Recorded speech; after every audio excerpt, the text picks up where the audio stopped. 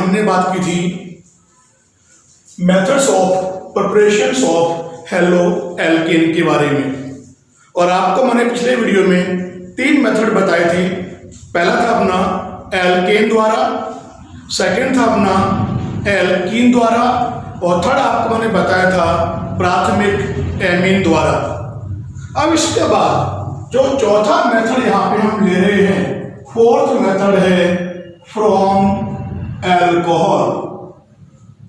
From alcohol यहां पर हम बात करेंगे कि जो एल्कोहल है, एल्कोहल के द्वारा हम किस प्रकार से निर्माण करते हैं हेलो एल्केन का। और एल्कोहल में जो सबसे पहला हम ले रहे हैं फर्स्ट, वो हम यहां पर ले रहे हैं रिएक्शन विद हैलोजन एसिड, अर्थात हैलोजन अम्लों के साथ क्रिया द्वारा। यानी इस केमिकल रिएक्शन में या इस मेथड में हम एल्कोहल की क्रिया कराएंगे हैलोजन एसिड से। होगा कि यहाँ पर जो हैलोजन एसिड हैं उनको हम हाइड्रोजन हैलाइड कहते हैं, HX के द्वारा उनको हम दर्शाते हैं। और जो यहाँ पर आप हैलोजन एसिड लेंगे, या तो लोगे आप HCl, या लोगे आप HBr, और या लोगे आप यहाँ पर HI। यहां पर आप HF को नहीं लेंगे, हाइड्रोजन फ्लोराइड को नहीं लेंगे। कारण क्या है कि जो HF के जो अणु हैं उनके मध्य अंतराण्विक H बंध का निर्माण होता है। किस प्रकार से देखिए, मान लिया मैंने HF का एक अणु लिया, ये मैंने सेकंड ले लिया, और यहां मैंने थर्ड ले लिया। और आप जानते हैं कि H और F में H की तुलना में F अधिक इलेक्ट्रोनेगेटिव है, मोर इलेक्ट्रोनेगेटिव है। तो F पर तो आ जाएगा आंशिक ऋणावेश, H पर आ जाएगा आंशिक धनावेश। यहाँ पर भी आंशिक धनावेश, ऋणावेश, ये आंशिक धनावेश, और ये हो जाएगा आंशिक ऋणावेश, क्योंकि ये HF का अणु एक ध्रुवीय अणु है। अब आप जानते हैं कि जो विपरीत आवेशित होंगे उनके मध्य स्थिर वैद्युत आकर्षण बल लगेगा, जिसके कारण से H बंध का निर्माण होगा। तो इस F और H, F पर माइनस चार्ज है, H पे प्लस चार्ज है, इनके मध्य लगेगा स्थिर वैद्युत आकर्षण बल, और जो यहां पर बंध बनेगा उस बंध को हम कहेंगे हाइड्रोजन बंध। बिल्कुल सेम यहां पर भी अंतराण्विक H बंध का निर्माण होगा। सेम प्रोसेस चलेगा पीछे और सेम प्रोसेस चलेगा आगे। और जो आप यहां बंध देख रहे हैं, चाहे आपका ये बंध हो चाहे ये बंध हो, इस बंध को हम कहते हैं अंतराण्विक हाइड्रोजन बंध कहते हैं। इसलिए इन अभिक्रियाओं में हम HF को नहीं लेंगे। जब आप इन अभिक्रियाओं में एल्कोहल की क्रिया, एल्कोहल का सूत्र आपको पता है, ये होता है ROH, और जब आप एल्कोहल की क्रिया आप यहां पर कराएंगे HCl के साथ, हाइड्रोक्लोरिक अम्ल के साथ, तो ये क्रिया हम यहां पर कराते हैं निर्जल एनहाइड्रस ZnCl2 निर्जल जिंक क्लोराइड की उपस्थिति में। क्योंकि आप जानते हैं कि जो जिंक क्लोराइड है यह एक निर्जलीय कारक होता है।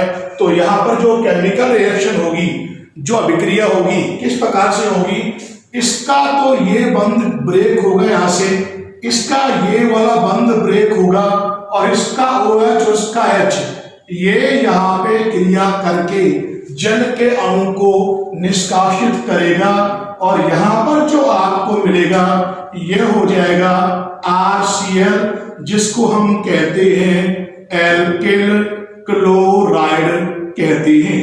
यानी कहने का अर्थ यह है कि ये जो केमिकल रिएक्शन होगी एल्कोहल की HCl के साथ, यह हम निर्जल या एनहाइड्रस ZnCl2 की उपस्थिति में कराएंगे, जिससे एल्किल क्लोराइड प्राप्त होगा। यहां पर आप एक बात और ध्यान रखेंगे, एक होता है ल्यूकोस रिएजेंट, ल्यूकोस अभिकर्मक। ये होता क्या है? ल्यूकोस अभिकर्मक होता है सांद्र HCl और इसके साथ आप लोग यहां पर एनहाइड्रस निर्जल ZnCl2 लेंगे और जो यहां पर ये लिखा है इसी को हम ल्यूकोस अभिकर्मक कहते हैं। यहां पर यह भी आप ध्यान रखेंगे कि जब आप अल्कोहल की क्रिया HBr या फिर HI के साथ कराओगे अल्कोहल की क्रिया, तो ये क्रिया हम करवाते हैं सांद्र सल्फ्यूरिक अम्ल सांद्र H2SO4 की उपस्थिति में, और यह भी एक निर्जलीय कारक है। अब यहाँ पर रिएक्शन कैसे होगी, अभिक्रिया कैसे होगी, उसके बारे में बात करेंगे। तो यहाँ पर ये देखो मैंने ROH ले लिया जो एक अल्कोहल है, सामान्य अल्कोहल है। इस अल्कोहल की क्रिया आप यहां पर कराएंगे किसके साथ? मान लिया मैंने यहां पर HBr ले लिया, और क्योंकि मैंने आपको अभी बताया है कि HBr और HI के साथ जो ये क्रिया होती है, ये क्रिया हम कराते हैं सांद्र सल्फ्यूरिक अम्ल की उपस्थिति में, और इसको आप यहां पर गर्म करेंगे, हीट करेंगे। क्योंकि निर्जलीय कारक है तो ये भी जल के अणु को निष्कासित करेगा। तो इसका तो ये वाला OH, इसका ये वाला H, ये यहां क्रिया करके जल के अणु को निष्कासित करेंगे, निकालेंगे H2O।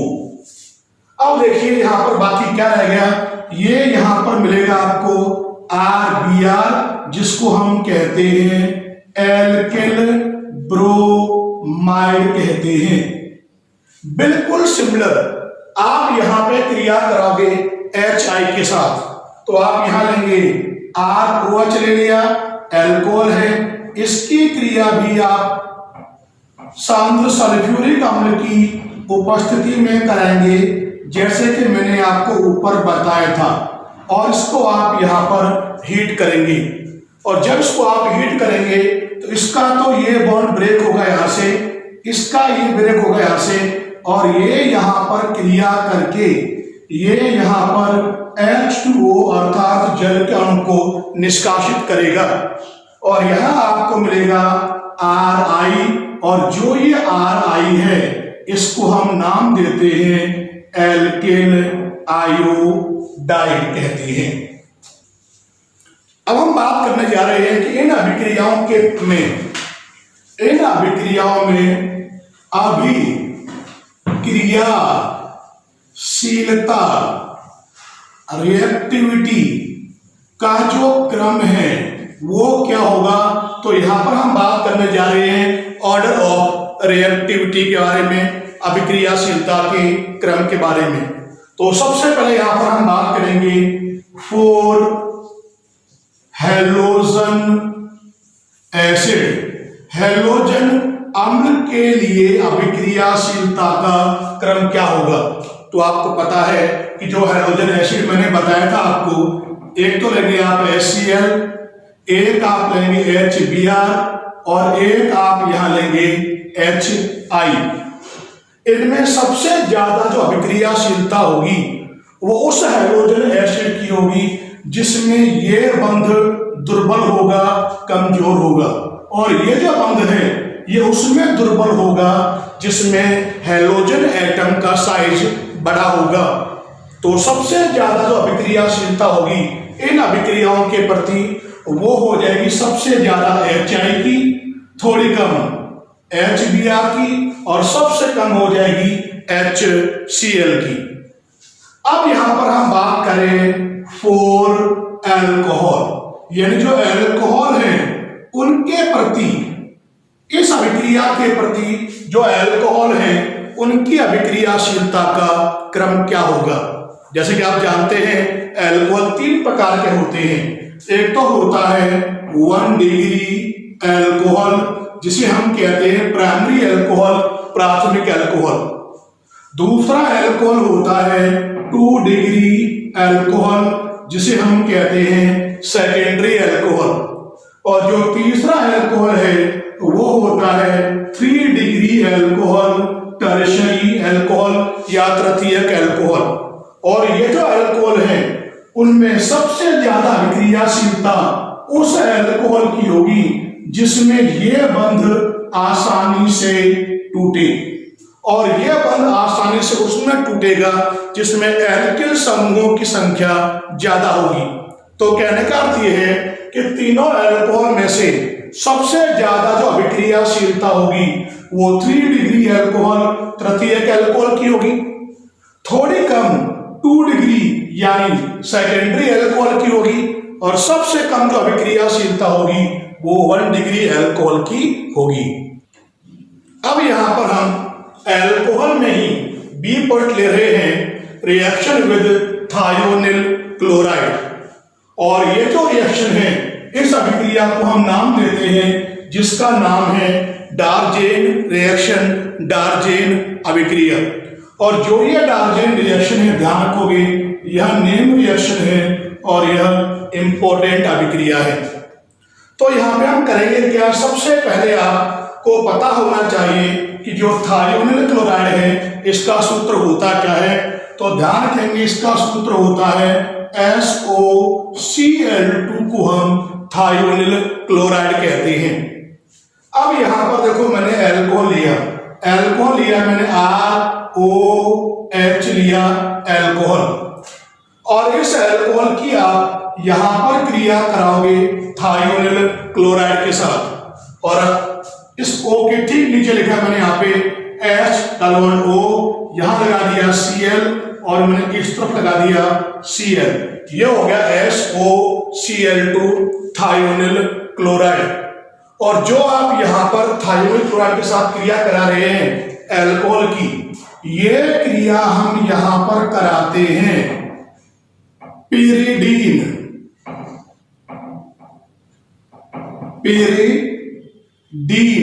बेस की उपस्थिति में, पिरिडीन क्षारक की उपस्थिति में। तो यहां देखिए जो रिएक्शन होगी वो किस प्रकार से होगी। यह बंध ब्रेक होगा यहां से और यह बंध ब्रेक होगा यहां से। तो जो फर्स्ट पोर्शन आप देख रहे हैं ये तो यहां पे क्रिया करके निकालेगा, RCl का निर्माण करेगा, और जो RCl है उसको हम नाम देते हैं एल्किल क्लोराइड कहते हैं। क्या नाम है इसका? Alkyl chloride. बीच वाला जो भाग आप देख रहे हैं ये यहां पर क्रिया करके निकालेगा SO2, और जो लास्ट वाला भाग आप देख रहे हैं ये यहां पर निकालेगा HCl। और ये जो रिएक्शन में लिखी है इस अभिक्रिया के द्वारा आपको एल्किल क्लोराइड प्राप्त होगा। यहां पर एक बात ध्यान रखेंगे कि जो SO2 और HCl है ये दोनों के दोनों ही गैसियस प्रोडक्ट हैं, गैसीय सह उत्पाद हैं। ये दोनों मैंने आपको क्या बताया, यहां पर ये जो दोनों आपको मिल रहे हैं ये दोनों के दोनों ही गैसीय सह उत्पाद हैं, गैसियस बाई प्रोडक्ट हैं। इससे होगा क्या कि ये यहां से सुगमता पूर्वक हट जाएंगे और यहां पर आपको एल्किल क्लोराइड आसानी से प्राप्त हो जाएगा। अब प्रश्न ये है कि जो आपने यहां पर पिरिडीन लिया है इसका रोल क्या है, इसका काम क्या है। तो एक बात आप जानते हैं कि पिरिडीन की अगर आप संरचना देखें तो ये तो लिया आपने यहां पर बेंजीन रिंग बना दिया आपने, और जो ये बेंजीन रिंग आपने बनाई है इसमें आपने यहां पर नाइट्रोजन एटम लगा दिया, और आप जानते हैं इनके पास क्या होता है, एक लोन पेयर। ये संरचना है पिरिडीन की। और यहां पर आप ध्यान रखेंगे कि पिरिडीन की संरचना में जो ये लोन पेयर है इस लोन पेयर की उपस्थिति के कारण से ही जो पिरिडीन होता है यह एक लेविस बेस है, लोइस क्षार है। अतः यह बनने वाला जो HCl है उसको यह अवशोषित करने का कार्य करता है। अब प्रश्न यह है कि यहां पर आप देख रहे हैं कि इस अभिक्रिया के द्वारा केवल और केवल एल्किल क्लोराइड ही प्राप्त होगा। इस अभिक्रिया को हम डार्जेन रिएक्शन या डार्जेन अभिक्रिया कहते हैं। इस रिएक्शन द्वारा एल्किल ब्रोमाइड और एल्किल आयोडाइड, एल्किल ब्रोमाइड और एल्किल आयोडाइड, इन दोनों का निर्माण इस अभिक्रिया के द्वारा संभव नहीं है। अब कारण क्या है? अगर मान लिया आपको यहां पर बनाना है RBr, तो आपको यहां लेना पड़ेगा SOBr2। यानी कहने का अर्थ यह है कि अगर आपको RBr का निर्माण करना है तो इसके लिए जो आवश्यक अभिकर्मक होगा वो होगा SOBr2, जिसको हम कहते हैं थायोनिल ब्रोमाइड। लेकिन जो ये थायोनिल ब्रोमाइड है ये रूम टेम्परेचर पर, कमरे के ताप पर अस्थायी है, अनस्टेबल है। पहली बात तो ध्यान रखेंगे, पहला कारण तो यह है कि जो थायोनिल ब्रोमाइड होता है ये रूम टेम्परेचर पे अनस्टेबल है, अस्थायी है। और दूसरा कारण यह है कि जो ये SOBr2 है, थायोनिल ब्रोमाइड है, ये जब क्रिया करता है नमी के साथ, नमी मतलब वाटर मॉलिक्यूल के साथ, जब ये क्रिया करेगा तो देखिए आप यहां पे क्रिया होगी कैसे। इसका तो ये SO और इसका एक O, ये तो यहां पे क्रिया करके निकालेंगे, SO2 गैस को निकाल देंगे। अब यहां बचे क्या? 2H और 2 हो रहे Br, तो ये यहां पे निकालेंगे, ट्वाइस HBr को निर्मित करेंगे। लेकिन यहां पर ध्यान रखोगे कि जो ये थायोनिल ब्रोमाइड होता है यह नमी के साथ क्रिया करके जो ये HBr बनाता है, हाइड्रोजन ब्रोमाइड बनाता है, यह एक लैक्रीमेटिंग एजेंट है। क्या ये लैक्रीमेटिंग एजेंट है? और जो ये लैक्रीमेटिंग एजेंट होते हैं, ये जो होते हैं ये होते हैं टीयर गैस के समान। कैसे होंगे ये? Tear gas. यानी कहने का अर्थ है कि जो टीयर गैस होती है इसको हम हिंदी में कहते हैं अश्रुकारी गैस कहते हैं। यानी ये आंखों में जलन उत्पन्न करते हैं। इसीलिए हम कहते हैं कि SOBr2 के द्वारा हम RBr का निर्माण नहीं कर सकते। दो कारण बताए मैंने, एक तो ये अनस्टेबल है, दूसरा जो SOBr2 है ये नमी के साथ क्रिया करके जो यहाँ पर HBr को निर्मित करेगा ये लैक्रीमेटिंग एजेंट है। यानी ये टीयर गैस की तरह काम करेगा, अश्रुकारी गैस की तरह काम करेगा, यानी ये आंखों में जलन उत्पन्न करेगा जिससे आंसू आएंगे। दूसरा कारण यह है कि यहाँ पर RBr का निर्माण भी संभव नहीं है। कारण क्या है? अगर आपको RBr के अलावा RI का भी अगर आपको निर्माण करना है तो RI के निर्माण के लिए आपको आवश्यक होगा SO2 थायोनिल आयोडाइड। लेकिन जो थायोनिल आयोडाइड है इसका तो अस्तित्व ही नहीं है। अब क्योंकि इसका अस्तित्व ही नहीं है, एग्जिस्ट ही नहीं करता, इसीलिए इसके द्वारा RI एल्किल आयोडाइड का निर्माण संभव नहीं है। अब यहां पर हम एल्कोहल द्वारा में C पॉइंट ले रहे हैं, रिएक्शन विद फास्फोरस हैलाइड। और इसके अंदर हम क्या करेंगे कि सबसे पहले हम एल्कोहल की क्रिया कराएंगे PCl5 के साथ, जिसका नाम है फास्फोरस पेंटाक्लोराइड। तो देखिए सबसे पहले मैंने यहां पर ROH ले लिया जिसे हम कहते हैं एल्कोहल। इसकी रिएक्शन हम कराएंगे PCl5 के साथ। इसके ठीक नीचे लिखा मैंने यहां पर P, एक Cl इस तरफ और एक Cl इस तरफ, और बीच में मैंने यहां पर ये 3 Cl लगा दिए। तो कुल मिला के जो यहां पे आप देख रहे हैं ये हो गया PCl5 फास्फोरस पेंटाक्लोराइड। और जब इसकी आप यहां पे क्रिया कराएंगे तो ये देखिए यहां पर जो रिएक्शन होगी वो किस प्रकार से होगी वो आप देखिए। तो जब रिएक्शन आप कराएंगे तो यहां पे होगा क्या, ये बॉन्ड तो ब्रेक होगा यहां से और ये बॉन्ड ब्रेक होगा यहां से। तो ये यहाँ पे क्रिया करके बनाएगा RCl, जिसे हम कहते हैं क्या है, इसको हम कहते हैं एल्किल क्लोराइड कहते हैं। RCl आपको मिलेगा। बीच वाला भाग जो है ये बनाएगा POCl3। तो यहां लिखा है मैंने POCl3 को निर्मित करेगा, जिसे हम कहते हैं फास्फोरस ऑक्सीक्लोराइड। क्या नाम इसका? Phosphorus oxychloride. अब आप देखोगे पीछे जो बचा है ये यहां निकालेगा HCl। ये तो यहां पे क्रिया हो गई अल्कोहल के साथ फास्फोरस पेंटाक्लोराइड की।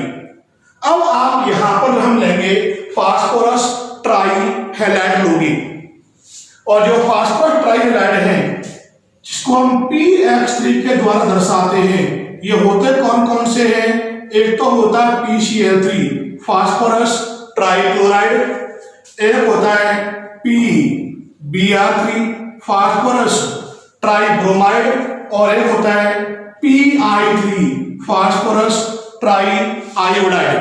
तो पहले हम बात करेंगे यहां पर PCl3 के साथ अल्कोहल की क्रिया।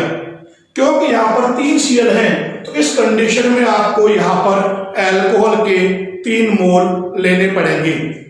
तो देखो मैंने यहां पर ये लिखा, पहले तो ROH अल्कोहल का फर्स्ट मोल, ये लिया ROH सेकंड मोल, अगला लिया मैंने ROH, ये हो गया आपका थर्ड मोल।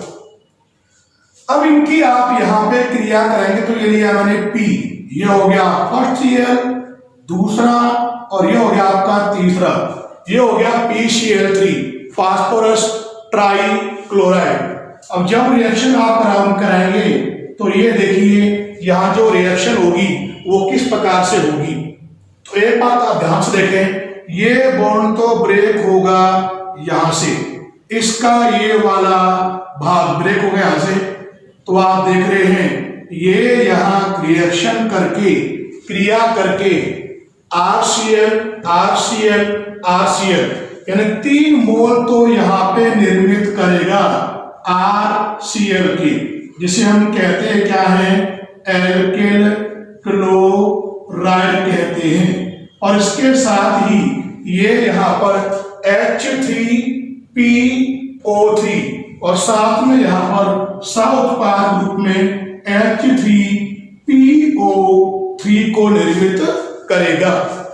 इसके बाद हम बात कर रहे हैं यहां पर PBr3 और Pi3 के साथ क्रिया के बारे में।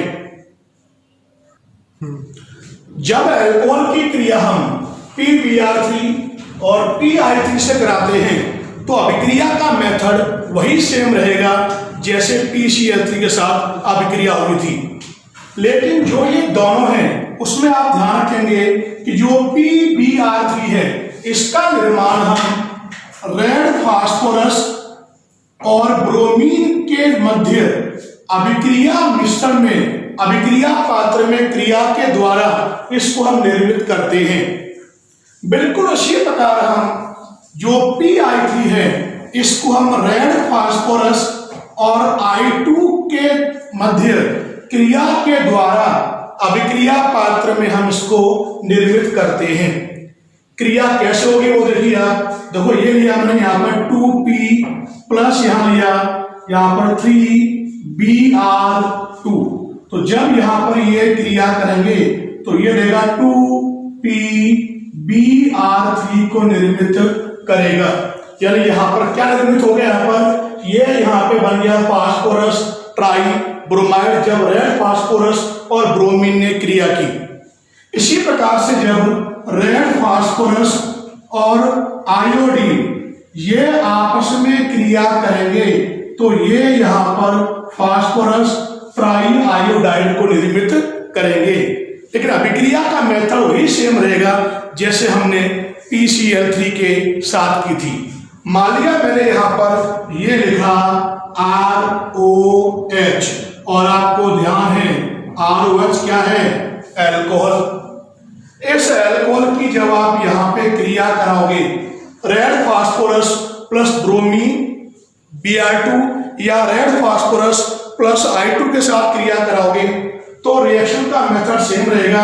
अगर आप यहां पर रेड फास्फोरस के साथ ब्रोमीन आप लें, हीट आप करें, तो ये यहां पर RBr को निर्मित करेगा, जिसे हम कहते हैं एल्किल ब्रोमाइड। और यहां पर भी ये क्रिया करके यहां पर H3PO3 को निर्मित करेगा। सेम रिएक्शन यहां पर रेड फास्फोरस प्लस I2 के साथ होगी। अपना जो पांचवा मेथड है अब हेलो एल्केन के निर्माण का, वो है हैलोजन विनिमय द्वारा। इन अभिक्रिया में होता क्या है कि जो दो अलग अलग जो हैलोजन परमाणु हैं, हैलोजन एटम्स हैं, उनका परस्पर म्यूचुअल एक्सचेंज होता है, विनिमय होता है। इसके अंदर आपको दो रिएक्शन मिलेंगी। जो यहाँ पे सबसे पहली रिएक्शन है उसका नाम है फिंकेलस्टीन, या इसको हम फिंकेलस्टाइन अभिक्रिया भी कहते हैं। तो यहाँ पर सबसे पहले हम बात करने जा रहे हैं फिंकेलस्टीन अभिक्रिया के बारे में, क्योंकि ये नेम रिएक्शन है। तो यहाँ पर आप ध्यान रखेंगे यह एक इंपॉर्टेंट रिएक्शन है। तो सबसे पहले आप ध्यान रखेंगे कि जो ये फिंकेलस्टीन अभिक्रिया होती है या फिंकेलस्टाइन अभिक्रिया होती है, इस अभिक्रिया के द्वारा हम एल्किल आयोडाइड का निर्माण ही करते हैं। यह आपको प्राप्त होगा उत्पाद के रूप में इस अभिक्रिया में। अब ये जो रिएक्शन है इसमें होता क्या है कि जब आप यहां पर एल्किल क्लोराइड या एल्किल ब्रोमाइड, एल्किल क्लोराइड या एल्किल ब्रोमाइड, इनकी आप यहां पर क्रिया कराओगे NaI यानी सोडियम आयोडाइड के साथ आप यहां पर क्रिया कराएंगे। और जब यहां पर आप ये रिएक्शन कराएंगे तो ये रिएक्शन हम कराएंगे ड्राई एसीटोन, शुष्क एसीटोन की उपस्थिति में। यहां पर आप एक बात सबसे इंपोर्टेंट ध्यान रखेंगे कि इस अभिक्रिया में विलायक के रूप में अगर आप चाहें तो मेथेनॉल को भी काम में रखते हो, अगर आप चाहें तो आप यहां पर एसीटोन को भी हम काम में लेते हैं, दोनों में से कोई एक। अब इस रिएक्शन में होगा क्या, इस रिएक्शन में हैलोजन का एक्सचेंज होगा। कैसे? जहां पर Cl है वहां पर आ जाएगा I, और जहां I है वहां पर आ जाएगा Cl। रिएक्शन होगी कैसे देखिए, इसका तो ये बॉन्ड ब्रेक होगा यहां से, इसका ये ब्रेक होगा यहां से, और ये यहां रिएक्शन करके बनाएगा, ये यहां पर निकालेगा NaCl सोडियम क्लोराइड को। अब देखिए बाकी क्या बचा, बाकी Ri, और यहां पर आपको मिलेगा Ri, जिसको हम नाम देते हैं एल्किल आयोडाइड कहते हैं। बिल्कुल सिमिलर रिएक्शन नीचे होगी। होगा क्या, यहां पर ये बॉन्ड ब्रेक होगा यहां से, ये ब्रेक होगा यहां से, इसमें भी हैलोजन का एक्सचेंज होगा, विनिमय होगा। कैसे? जहां Br है वहां I आएगा, और जहां I है वहां पर Br आ जाएगा। तो यहां पर ये रिएक्शन करके ये तो यहां पे निकालेगा NaBr को। अब बचा क्या, I, और यहां जो आपको मिलेगा ये हो जाएगा Ri, जिसको हम नाम देते हैं एल्किल आयोडाइड। और आपको मैंने बताया भी था कि ये जो फिंकेलस्टीन अभिक्रिया होती है या फिंकेलस्टाइन अभिक्रिया होती है, इस अभिक्रिया के द्वारा हम एल्किल आयोडाइड का निर्माण करते हैं। अब यहां पर इस अभिक्रिया में होगा क्या वो देखिए। यहां पर जो आप NaI ले रहे हैं, जो आपने यहां पर लिया है, इस ये जो NaI है ये तो एसीटोन में पूर्णतया घुलनशील है, यानी इसकी विलेयता या घुलनशीलता ज्यादा होती है एसीटोन में। लेकिन यहां पर जो आपको मिल रहे हैं कौन कौन, NaCl या आपको मिलेगा NaBr। इन दोनों की जो घुलनशीलता है एसीटोन में कम होती है इसकी तुलना में।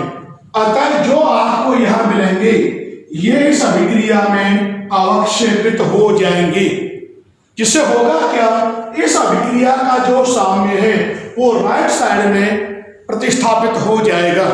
और आप जानते हैं जिससे होगा क्या कि ली सहते लिए नियमानुसार जो अभिक्रिया होगी, ली सहते लिए नियमानुसार जो अभिक्रिया होगी वो सुगमता पूर्वक फॉरवर्ड डायरेक्शन में अग्र दिशा में संपन्न होगी। इस अभिक्रिया को हम कहते हैं फेंकलस्टीन अभिक्रिया। इसी में ही जो हैलोजन एक्सचेंज रिएक्शन है, हैलोजन विनिमय अभिक्रिया है, इसी में एक रिएक्शन और है जिसका नाम है स्वार्ट्ज अभिक्रिया, स्वार्ट्ज रिएक्शन। यह भी एक हैलोजन एक्सचेंज रिएक्शन है, नेम रिएक्शन है, तो ये भी इंपॉर्टेंट है। लेकिन यहां पर ध्यान रखेंगे कि जो ये स्वार्ट्ज रिएक्शन है, जो ये स्वार्ट्ज अभिक्रिया होती है, इस अभिक्रिया के द्वारा हम एल्किल फ्लोराइड का निर्माण करते हैं। किसका निर्माण करेंगे? एल्किल फ्लोराइड का निर्माण करते हैं स्वार्ट्ज अभिक्रिया के द्वारा। और जो ये स्वार्ट्ज रिएक्शन है, स्वार्ट्ज अभिक्रिया है, इसमें होता क्या है कि आप यहां पर एल्किल आयोडाइड आप लेंगे और जो ये एल्किल आयोडाइड है इसकी क्रिया कराओगे, इसको आप गर्म करोगे मेटेलिक फ्लोराइड के साथ, धात्विक फ्लोराइड के साथ। और मान लिया मैंने यहां पर जो मेटेलिक फ्लोराइड है वो मैंने यहां पर AgF ले लिया और जब इसको आप यहां पर हीट करेंगे, गर्म करेंगे, तो यहां पर भी हैलोजन एटम्स के मध्य एक्सचेंज होगा। जहां पर I है वहां F आएगा और जहां F है वहां पर I आ जाएगा। होगा क्या, ये बॉन्ड ब्रेक होगा यहां से, ये बॉन्ड ब्रेक होगा यहां से और ये यहां पे रिएक्शन करके, ये यहां पे क्रिया करके AgI को निष्कासित करेगा सिल्वर आयोडाइड को। पीछे क्या बचा? RF और यहां पर जो आपको मिलेगा ये हो जाएगा यहां पर एल्किल फ्लोराइड, ये इसका नाम हो जाएगा। और ये जो रिएक्शन होती है इसको हम स्वार्ट्ज रिएक्शन, स्वार्ट्ज अभिक्रिया कहते हैं। अब यहां पर हैलो एल्केन के निर्माण का अंतिम मेथड ले रहे हैं जिसको हम कहते हैं हुन्स-डीकर रिएक्शन, हुन्स-डीकर अभिक्रिया। और आप जानते हैं ये जो रिएक्शन है मोस्ट इंपॉर्टेंट है। हुन्स-डीकर अभिक्रिया में होता क्या है कि जो कार्बोक्सिलिक एसिड हैं उनके हम सिल्वर लवण लेंगे। तो देखिए मैंने यहां पर ये लिखा, पहले तो RCOO और यहां लगा लिया मैंने H। अगर आप यहां पर H लगाएंगे तो ये तो हो गया कार्बोक्सिलिक अम्ल। मैंने बताया भी आपको कि आप यहां पर कार्बोक्सिलिक अम्ल के सिल्वर लवण लेंगे, तो यहां पर मैंने H को हटाकर आप यहां Ag लगा दोगे तो यह हो जाएगा यहां पर सिल्वर कार्बोक्सिलेट, यानी कार्बोक्सिलिक अम्ल का सिल्वर लवण।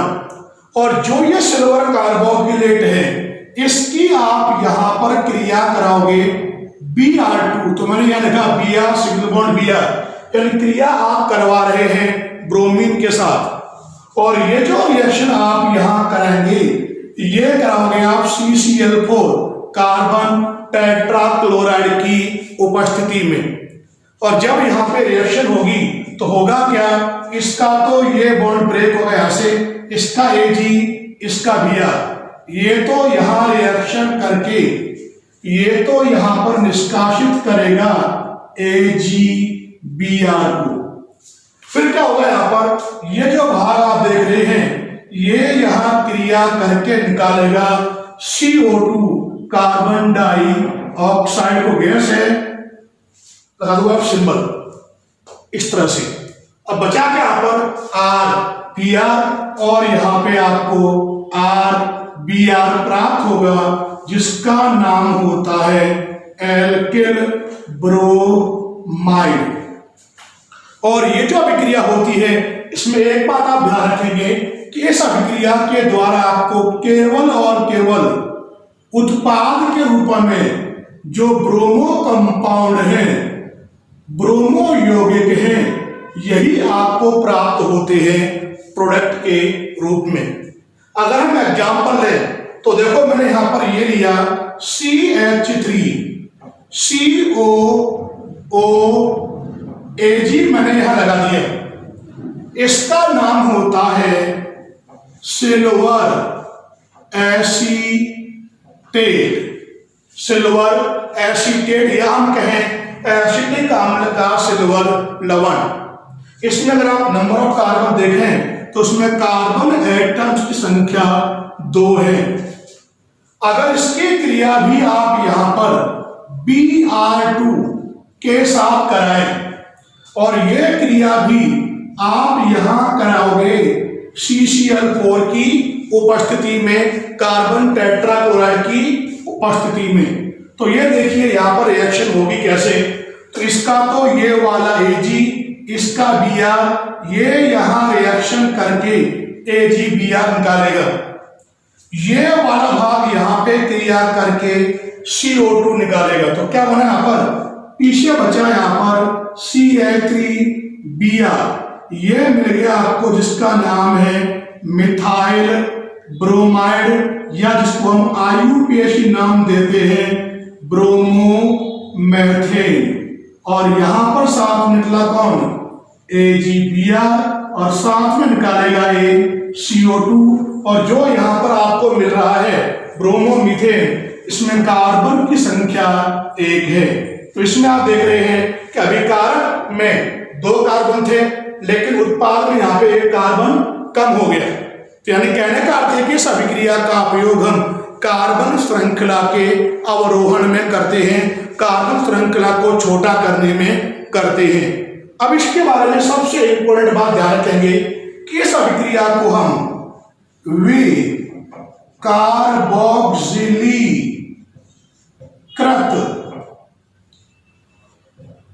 ब्रोमीनीकरण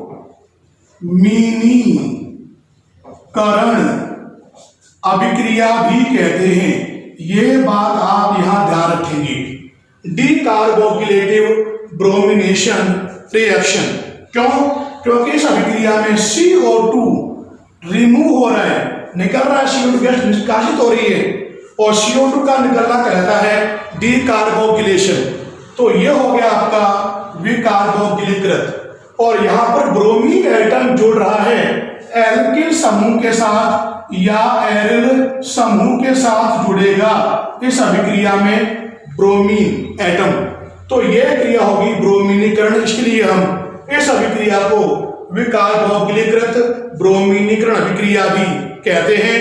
और ये यहाँ पे आपके कंप्लीट 6 मेथड हो गए हेलो एल्केन के निर्माण के। धन्यवाद।